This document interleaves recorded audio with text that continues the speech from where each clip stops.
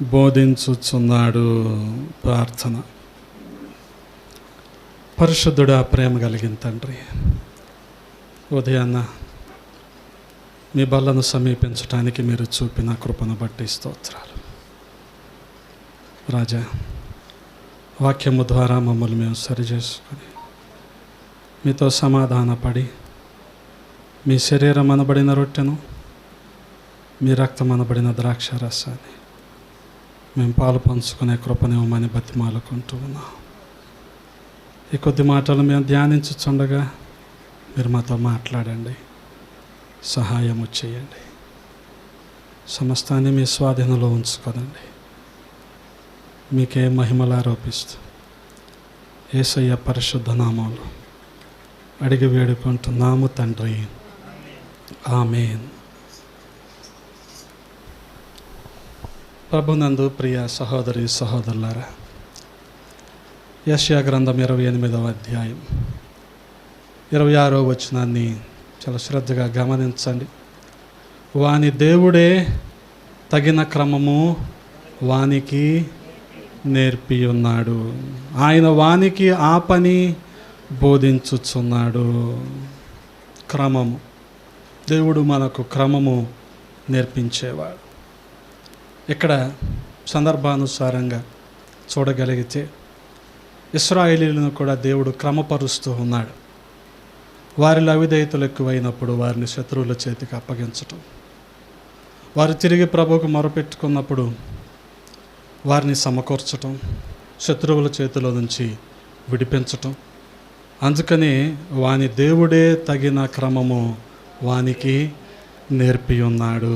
అంటే వ్యవసాయము ఎంత శ్రద్ధగా చేయాలో వ్యవసాయదారుడికి తెలుసు. అలాగే ధాన్యం గింజల్ని కూడా ఎంత ఒత్తిడితో వాటిని దొల్లగొడితే ఆహారం గింజలు లేదా బియ్యం బయటకు వస్తాయో ఆ వ్యవసాయదారుడికి తెలుసు. అంతేగాని ఎడపెడ దొల్లగొట్టేశారనుకోండి, ధాన్యం ఏమవుద్ది? తినటానికి పనికి వస్తుందా? బియ్యం అవ్వదు. అదేమవుద్ది? నూకలైపోద్ది. అందుకనే దేవునికి తెలుసు. అందుకనే దేవుడు వారికి ఏం నేర్పిస్తున్నాడంట? తగిన క్రమము. ప్రతిదీ కూడా సిస్టమేటిక్గా ఉండాలి. నా ప్రజలు ఇశ్రాయేలీయులైన వారు క్రమముగా జీవించాలి, క్రమముగా నడుచుకోవాలి, క్రమముగా విస్తరించాలి, క్రమముగా ఫలించాలి అనేది ఆయన చిత్తం.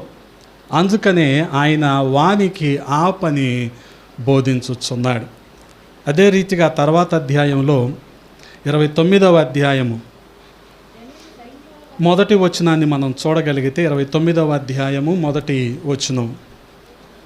అరీయేలుకు శ్రమ. దావీదు దండు దిగిన అరీయేలు పట్టణమునకు శ్రమ. సంవత్సరం వెంబడి సంవత్సరము గడవనీయుడి, పండుగలను క్రమముగా జరుగనీయుడి.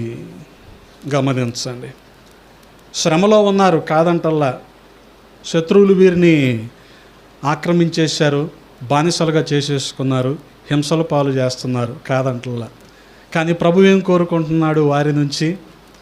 శ్రమ ఉన్నప్పటికీ పండుగలు మాత్రం ఎలా జరగాలంట? క్రమముగా జరగాలి. వాస్తవానికి ఈ క్రమాన్నే మనం మిస్ అవుతూ ఉంటాం.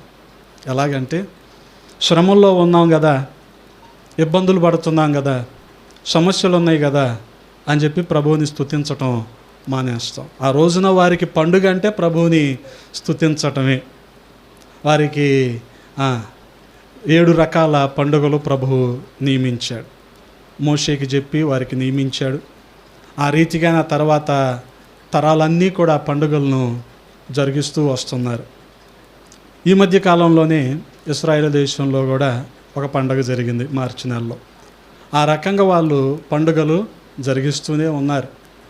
గమనించండి, శ్రమలు ఎక్కువవుతున్నప్పటికీ, శోధనల గుండా మనం వెళ్తున్నప్పటికీ మనం ప్రభువుని స్తుతించటం మాత్రం మర్చిపోకూడదు. ఇదేంటిది? గొప్ప క్రమము. హల్లెలూయా. వాస్తవానికి సమస్యలు ఉన్నప్పుడు మనం మందిరానికి రావటానికి కూడా ఇష్టపడం. ఎందుకని? అంత నిరాశలో ఏం వెళ్తాంలే మందిరానికి అనుకుంటాం. ఎప్పుడైతే అటువంటి ఆలోచన మనకు కలిగిందో అపవాది మనల్ని మరింత అవిశ్వాసంలోనికి తీసుకెళ్ళిపోతాడు. గమనించండి. మనం భరించలేనిది, మనం ఓర్చుకోలేనిది, సహించలేని సమస్యలంటూ మనకేమీ రాలేదు. ముందు తరాల వారికి, ముందు భక్తులకి, పరిశుద్ధులకి ఎటువంటి సమస్యలు వచ్చినాయో మనకు కూడా అటువంటి సమస్యలే వస్తున్నాయి. రాబోయే రోజుల్లో ఇంకా ఎక్కువ వస్తాయి. కాబట్టి దేనికి కూడా మనము భయపడాల్సిన అవసరం లేదు. కానీ పండుగలు మాత్రం ఎలా జరగాలి? వేటి క్రమంలో అవి జరగనివ్వండి. గమనించండి. వేటి క్రమంలో ఆ పండుగలు, అనగా ఏ క్రమము చెప్పున ఆ రీతిగా మనము మన అలవాటు చెప్పున, వాడుక చెప్పున మనం ప్రభువుని స్తుతించటం మాత్రం మానకూడదు. హల్లెలూయా. ఒక మంచి మాట మీకు, దానియేలుకి గొప్ప శ్రమ వచ్చింది. అదేంటంటే, నిలబెట్టించిన విగ్రహం కంటే, రాజు కంటే నీకు నువ్వే ప్రార్థన చేసుకోవటం ఎక్కువైపోయింది, కాబట్టి నిన్ను ఖచ్చితంగా శిక్షిస్తామంటే దాన్ని పట్టించుకున్నాడా దానియేలు? పట్టించుకోలే. వాడుకు చెప్పున ఏం చేశాడు? తన గదిలోకి వెళ్ళిపోయాడు. కిటికీలు యెరూషలేము వైపు తెరిచేశాడు. ఎప్పుడు ఎలాగైతే ప్రార్థన చేసుకుంటాడో అలాగే. ఇప్పుడు అర్థమైందా పండుగలు క్రమంగా జరగటం అంటే ఏంటో? నిన్ను చంపేస్తారయ్యా అంటే దానియేలు భయపడ్డా? తన క్రమము, తన ఆరాధన, ప్రభువుతో తన సమయము, తన సహవాసాన్ని మాత్రం దానియేలు విడిచిపెట్టలేదు. గమనించండి, విడిచిపెట్టలేదు. సత్యం మాట్లాడితే చంపేస్తారా అని 2 నెలలుగా చెప్తున్నా మీకు నేను. చంపేశారా? చంపేశారు సార్. ఇంకా చంపుతారు. దానికి నువ్వు సిద్ధంగా ఉండాలి.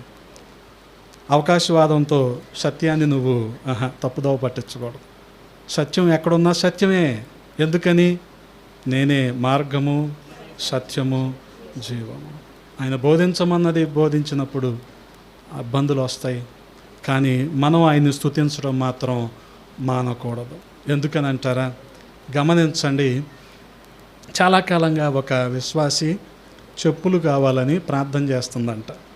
చెప్పులు ఏమంత భాగ్యం ఈ రోజున మనకి కదా. మనిషికి ఎన్ని జతలు ఉంటాయి? మనిషికి ఎన్ని జతలు ఉంటాయి? ఉంటాయి కదా. బాత్రూమ్కి వెళ్ళే చెప్పులు, బయటికి వెళ్ళే చెప్పులు, ఆఫీస్కి వెళ్ళే చెప్పులు, ఇన్ని రకాలుగా ఉంటాయి కదా మనిషికి. కాబట్టి ఈరోజు మనకు పెద్ద లెక్కలేదు. మేబీ ఏ కరువు రోజులో ఆమె మాత్రం చెప్పుల కోసం ప్రార్థన చేస్తుంది. ప్రభువు మాత్రం చెప్పులు ఇంకా అనుమతించలేదు ఆమె జీవితంలో.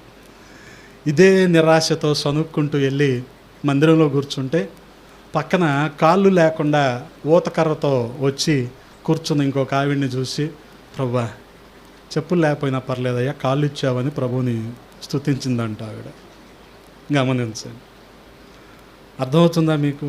అందుకని మనం ఈ లేవు అని మనం ఏదో ప్రభువుని ఆరాధించటం, లేకపోతే మందిరానికి రావటం, లేకపోతే ఆయనకి కృతజ్ఞతాస్తుతులు చెల్లించటం, ఏది మర్చిపోతాం, లేకపోతే నిర్లక్ష్యం చేస్తాం. కానీ అసలు మనం బతుకున్నాం, ఇంతకంటే ఎక్కువ ఏం కావాలి కదా. ప్రభువు మనల్ని బ్రతికించి ఉంచాడు. మన గొంతులో ఊపిరి ఉంది, మనం ఇంకా ఊపిరి పీల్చుకుంటున్నాం, ప్రాణంతో ఉన్నాం, వస్తువులు ఉండటం లేదు. ఇంతకంటే ఇంకేం కావాలి? రామోజీరావు లాగా 2000 ఎకరాలు కావాలా మనకి? అవసరం లేదుగా. మనం ఈ మాత్రం సెంటున్నర భూమిలోనైనా ఉండగలుగుతున్నాంగా, కనీసం జగనన్న కాలనీలో. ఇంకేం కావాలి సార్ మనిషికి? అందరికీ డూప్లెక్స్లు, అందరికీ బంగ్లాలు అవసరమా? ఎందుకు ఇవ్వలేదంటే, ఇస్తే నువ్వు మర్చిపోతావు దేవుడిని, అందుకని నీకు ఇవ్వాల.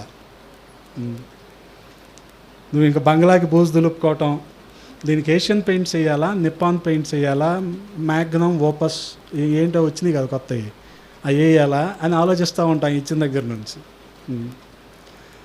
మనిషి ఎంతసేపు తీసుకున్న దాన్ని బట్టి వీటిని చూసుకోవటమే సరిపోద్ది తప్ప ప్రభువుని ఎలా ఘనపరచాలి, ఆయన ఎలా మహింపరచాలి ఈలోపు అపవాది ఏమని ఆలోచన కలిగిస్తాడో తెలుసా? ఈ బిల్డింగ్ ఇచ్చింది దేవుడే, ఈ బిల్డింగ్ జాగ్రత్తగా చూసుకో, దేవునికి మహిమ అంటాడు.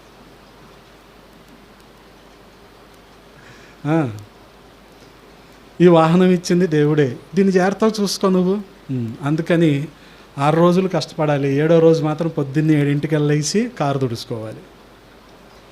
చాలామంది చేసేది అదే.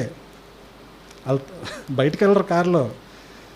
విజయవాడలో సగం మంది కార్లు ఉంటాయి కానీ తీరు వారంలో ఒకసారి స్టార్ట్ చేసి పక్కన పెడతారు అంతే. మరి ఎందుకురా కారు కదా, చాలామందికి తెలియదు. అందుకనే దేని క్రమం చెప్పున అవి జరగాలి. మన ఆరాధన, మన స్తుతి, ప్రభువుతో మన వ్యక్తిగత సమయం, ఆయనతో మన సహవాసం, వేటి క్రమం చెప్పున అవి జరగాల్సిందే.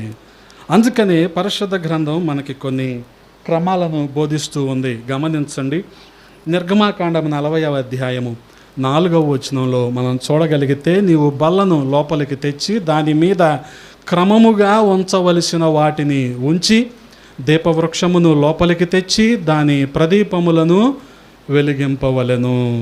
గమనించండి. బల్లను ఏం చేయాలి? నువ్వు లోపలికి తీసుకొని రావాలి, అనగా ప్రత్యక్ష గుడారంలోనికి నువ్వు తీసుకొని రావాలి. దాని మీద క్రమంగా ఉంచవలసినవి. గమనించండి. ప్రత్యక్ష గుడారం 3 భాగాలు కదా. ఆవరణంలో మనకేముంటాయి? ఇవన్నీ కూడా ఉంటాయి కదా. మరి గంగాళము, ఇవన్నీ వాటిని నువ్వు వాటి మీద ఉంచవలసినవి ఉంచి ఏం చేయాలి? నువ్వు దీపవృక్షమును లోపలికి తెచ్చి, ఎక్కడికి వెళ్ళాలి? దీపవృక్షం పరిశుద్ధ స్థలంలోనికి వెళ్ళాలి. అందుకని ఆవరణము, పరిశుద్ధ స్థలము, అతి పరిశుద్ధ స్థలము కదా. పరిశుద్ధ స్థలము మనకి డేరాలాగా వేసి ఉంటుంది. ఆ లోపల మనకి దీపస్తంభం అనేది అవసరం. ఎందుకని? వెలుతురు కావాలి కదా అక్కడ. అందుకనే దీపవృక్షాన్ని నువ్వు లోపలికి తెచ్చి దాని ప్రదీపములు, దీపస్తంభంలో ఎన్ని దీపాలు ఉంటాయి? 7. ఆ 7 కూడా వెలిగించబడాలి. ఎలాగ వెలిగించబడాలి? ఒలీవ నూనె చేత వెలిగించబడాలి. ఈ ఒలీవ నూనె కూడా ఎలా తీయాలి? నువ్వు వాటిని దంచి వాటి నుంచి ఒలీవల నూనె తీయాలి. వాటితోనే ఆ ప్రదీపములు వెలిగించాలి. ఏం క్రమం ఇది? గమనించండి. బల్ల క్రమము. బల్లని నువ్వు ఆ రీతిగా ఏర్పాటు చేయాలి. బల్లను ఆ రీతిగా ఏర్పాటు చేయాలి. అందుకని చాలామంది చాలా రకాలుగా దీన్ని అర్థం చేసుకునే వాళ్ళు ఉంటారు. కానీ వాస్తవానికి దాని మీద ఏం అర్పించాలనేదే చాలామందికి తెలియదు. ఉంచవలసిన సంగతులు ఏంటి? వాస్తవానికి ఆ బల్ల మీద నువ్వు నేనే ఉండాలి, మన హృదయమే ఉండాలి. దాన్ని కదా మనం అర్పించాల్సింది. మనమేమో మిగిలిన విషయాలన్నిటి గురించి ప్రోటోకాల్ పాటిస్తాము, కానీ హృదయం విషయంలో మాత్రం వీటిని విడిచిపెట్టేస్తాం. యథార్థత విషయంలో వీటిని విడిచిపెట్టేస్తాం. నమ్మకంగా ఉండే వాటి విషయంలో వీటిని విడిచిపెట్టేస్తాం. గమనించండి. అందుకని ప్రభువు మనకి నేర్పిస్తున్న క్రమం ఏంటది? బల్ల క్రమము. హల్లెలూయా. అంత మాత్రమే కాదు, ఇదే అధ్యాయంలో 23వ వచనాన్ని చదువుతారా? ఇదే అధ్యాయంలో 23వ వచనము, యెహోవా సన్నిధిని దాని మీద రొట్టెలను క్రమముగా ఉంచెను. గమనించండి. యెహోవా సన్నిధి ఏంటి? యెహోవా సన్నిధి ఆయన నిబంధన మందసము ఎక్కడ ఉంటుందో అదే ఆయన సన్నిధి. ఆ సన్నిధిలో ఏముండాలంట? రొట్టెలు క్రమముగా ఉండాలి. గమనించండి. రొట్టెల క్రమం ఇది. ఒకటేమో బల్ల క్రమము కదా, దాని మీద ఉండవలసినవి క్రమంగా ఉండాలి. దాని మీద ఉండాల్సింది మనమే క్రమంగా ఉండాలి. రెండవది రొట్టెల క్రమము. గమనించండి. దేవుని సన్నిధిలో, అనగా ఆయన నిబంధన మందస్సము. దేనికి గుర్తు? ఆయన సన్నిధి, ఆయన ప్రసన్నతకు గుర్తు. అది ముందు వెళ్తూ ఉండేది యాజకులతో పాటుగా. ఆ తర్వాత ప్రజలు నడుస్తూ ఉండేవారు. దేవుడు వారికి కాపుదలగా, తోడుగా, మరి ఆ ప్రయాణం అంతటిలో, అనగా ఆ అరణ్యం అంతటిలో వారికి దేవుడు తోడుగా ఉన్నాడు. హల్లెలూయా. అలాగే గమనించండి మరొక క్రమము. రాజుల మొదటి గ్రంథము 18వ అధ్యాయము, రాజుల మొదటి గ్రంథము 18వ అధ్యాయము 33వ వచనము, కట్టెలను క్రమముగా పేర్చి ఎద్దును తునకలుగా కోసి ఆ కట్టెల మీద ఉంచి జనులు చూచుచుండగా మీరు 4 తొట్ల నిండా నీళ్లు నింపి దహన బలి పశు మాంసము మీద కట్టెల మీదను పోయుడని చెప్పెను. గమనించండి, వాస్తవానికి ఈ కట్టెల క్రమము దేనికి గుర్తు అంటే జరగబోయే అద్భుతానికి గుర్తు. ఈ తర్వాతే 400 మంది అష్టారోతు బయలుదేవతల ప్రవక్తలను ఏలియా హతమార్చాడు. రాబోయే అద్భుతం, రాబోయే అద్భుతం, జరగబోయే అద్భుతం మనం చూడాలి అంటే మనం చేయవలసింది ఏంటో తెలుసా? కట్టెలను క్రమముగా పేర్చాలి. వాస్తవంగా ఈ కట్టెలు గమనించండి, ఏలియా ఏదైతే చెప్పాడో వారు ఆ ప్రకారం చేశారు. కట్టెల క్రమము. అలాగే మనం చూడగలిగితే దినవృత్తాంతాల మొదటి గ్రంథము 15వ అధ్యాయము, దినవృత్తాంతాల మొదటి గ్రంథము 15వ అధ్యాయము 22వ వచనము. లేవీయులకు అధిపతి అయిన కెనన్యా మందస్సమును మోయుటయందు గట్టివాడైనందున అతడు మోత క్రమము నేర్పుటకై నియమింపబడెను. గమనించండి, లేవీయులు యాజకులు. లేవీ వంశంలో ఉన్నవారందరూ కూడా యాజకులే. వారి బాధ్యత ఏంటంటే నిబంధన మందస్సాన్ని మోసుకొని వెళ్ళటం. అందుకని ముందుగా వీరు నడవాలి, ఆ తర్వాతే ప్రజలు వీరిని వెంబడించాలి. ఇది మోత క్రమం. గమనించండి, ఆ రీతిగా ఇటువంటి క్రమంలో ఉన్నారు. వాస్తవానికి ఈ రోజున మోత క్రమం వేరుగా ఉంది. దీన్నే మనం తర్పీదు అంటున్నాం. ఏం జరుగుతుంది ఈరోజు మోత క్రమంలో? ఆయన బాటిల్ మొయ్యడు, ఆయన బైబిల్ మొయ్యడు, ఆయన కనీసం ఆయన నాప్కిన్ కూడా పట్టుకోడు.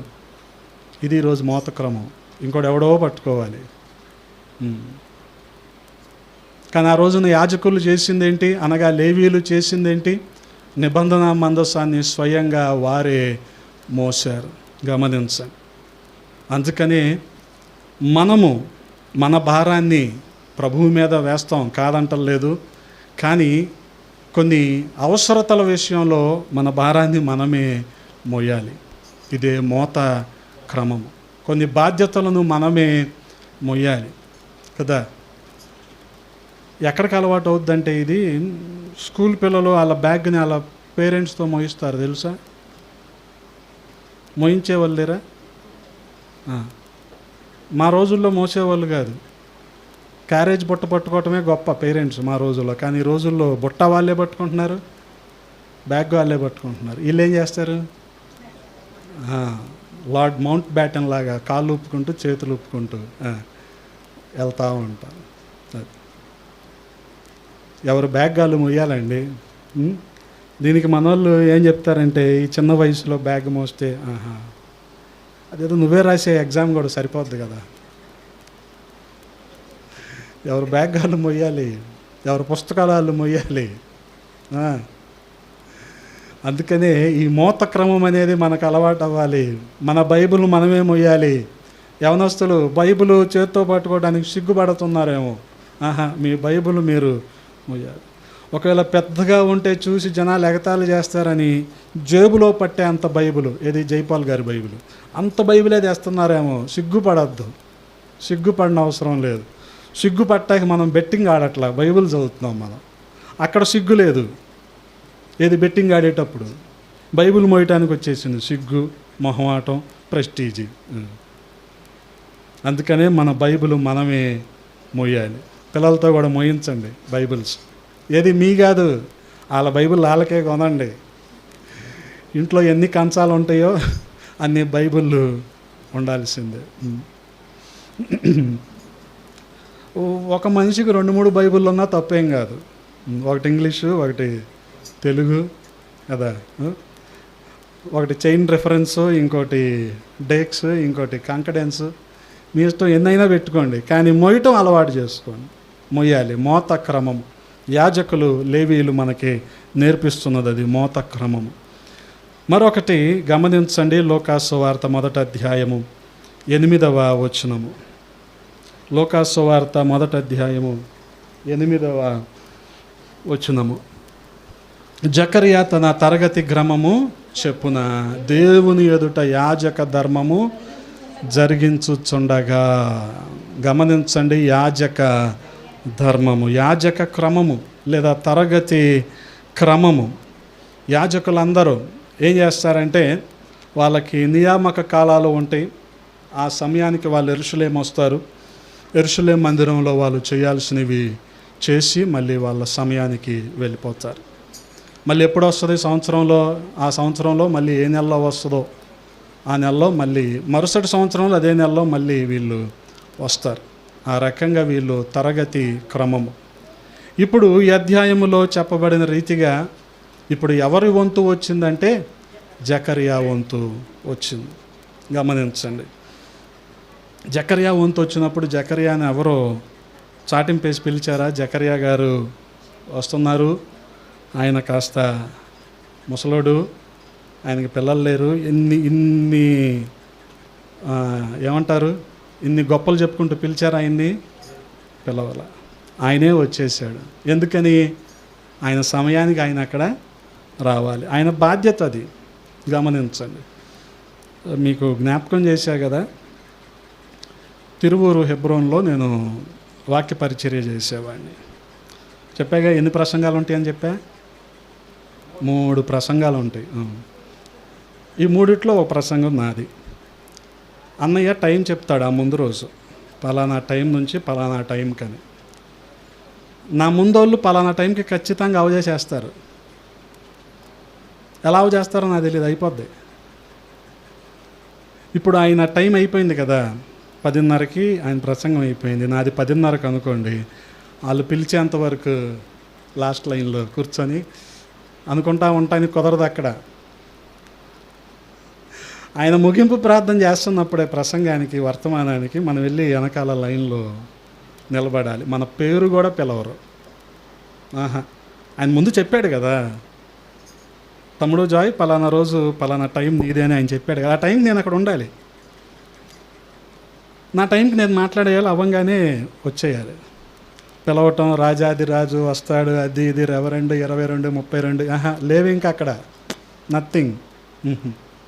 ఇది సార్ క్రమం అంటే. మనల్ని ఏమో పిలవాలి, ప్రోటోకాల్ ఉండాలి, నువ్వు అది ఇది అని పొగడాలి, జాకీలు పెట్టి లేపాలి మనిషిని. నిన్ను గణపరుస్తూ కూర్చుంటే ఇక్కడ దేవుడి సంగతి ఏమైపోద్ది? ఈరోజు జనాలు ఇదే కోరుకుంటున్నారు. దానికి తోడు అపవాది రీసెంట్గా ఒక అవిశ్వాసం మాత్ర ఇచ్చాడు. ఏంటది? ఈసారి నుంచి ఎవరు ఒంటరిగా వెళ్ళొద్దు, నలుగురుగా వెళ్ళండి అన్నాడు. ఇప్పుడు జనాలు ఇంకా ఎక్కువ మంది వెళ్తాం మొదలెడతారు. ఇన్నోవా వెళ్తుంటే ఇన్నోవా వెనకాల టాటా మ్యాజిక్లో కూడా వెళ్తారు ఇప్పుడు జనాలు. అలా అయిపోయింది ఇప్పుడు రోజులు. జకర్యాని కూడా ఎవడు పిలవలా. జకర్యా టైంకి జకర్యా వచ్చేయాలి, వెళ్ళిపోవాలి. ఇదేం క్రమం? ఇది తరగతి క్రమం. తరగతి క్రమం కదా. మనకేంటంటే పేరు పెట్టి చెప్పి వాళ్ళు 4-5.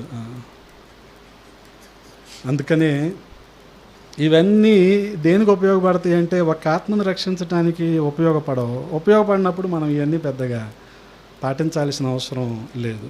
గమనించండి, మరొక క్రమాన్ని చూపించి మీకు నేను ముగిస్తాను.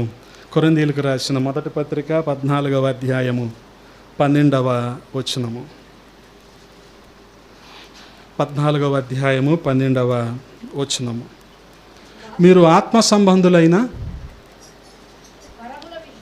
వరముల విషయమై ఆసక్తి గలవారు గనుక సంఘమునకు నిమిత్తము అవి మీకు విస్తరించున్నట్లు ప్రయత్నము చేయుడి. గమనించండి, వ్యక్తిగతంగా మనం ప్రభుని స్తుతించినప్పుడు అది ఆరాధన. మనకు కలిగిన తలాంతులను బట్టి అది మన తోటి విశ్వాసులకి అది క్షేమకరంగా ఉంటే అది సంఘ క్షేమాభివృద్ధి. అందుకని ఇక్కడ ఏమంటున్నాడు? ఆత్మ సంబంధమైన వరముల విషయమై ఆసక్తి గలవారు సంఘమునకు క్షేమాభివృద్ధి కలుగు నిమిత్తము అవి మీకు విస్తరించున్నట్లు ప్రయత్నము చేయండి. అవి ఏ వరాలైనా సరే, ఆత్మవరాలు, కృపావరాలు, ఇవన్నీ కూడా ప్రభువుని మహిమపరచడానికి తప్ప మనల్ని మనం గొప్ప చేసుకోవటానికి కాదు. అందుకనే ఇదేంటంటే సేవా క్రమము, పరిచర్య క్రమం. గమనించండి, అందుకనే ప్రభువు మన నుంచి ఏం కోరుకుంటున్నాడు? క్రమాన్ని ఆయన కోరుకుంటున్నాడు. క్రమాన్ని కోరుకుంటున్నాడు. ఆ క్రమాన్ని ఆయన మనకు నేర్పిస్తున్నాడు.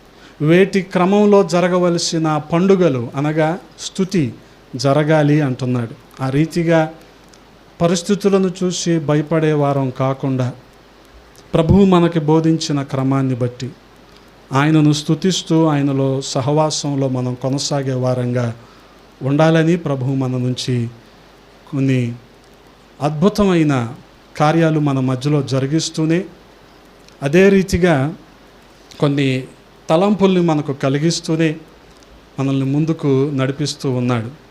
గమనించండి, ఆ రీతిగా మరి క్రమముగా ప్రభువుని మహిమపరిచే వారంగా, ఆయన స్తుతించే వారంగా, ఆయనతో సహవాసము కలిగి ఉండే వారముగా మనందరము కూడా ఉందుముగాక. ఆమేన్. తలలు వంచండి, ప్రార్థన చేసుకుందాం. మహాగణుడా, మహోన్నతుడా, సర్వశక్తి కలిగిన ప్రభువా, ఈ ఉదయాన్న కొద్ది మాటలు ధ్యానించటానికి నాయన కృపను చూపించారు. వందనాలు. మీరు మాకు క్రమం నేర్పిస్తూ ఉన్నారు. ఆ క్రమంలో మేము కొనసాగే భాగ్యాన్ని ఇవ్వండి అయ్యా. మీ కృపకప్పు చెప్పుకుంటూ ఉన్నాం.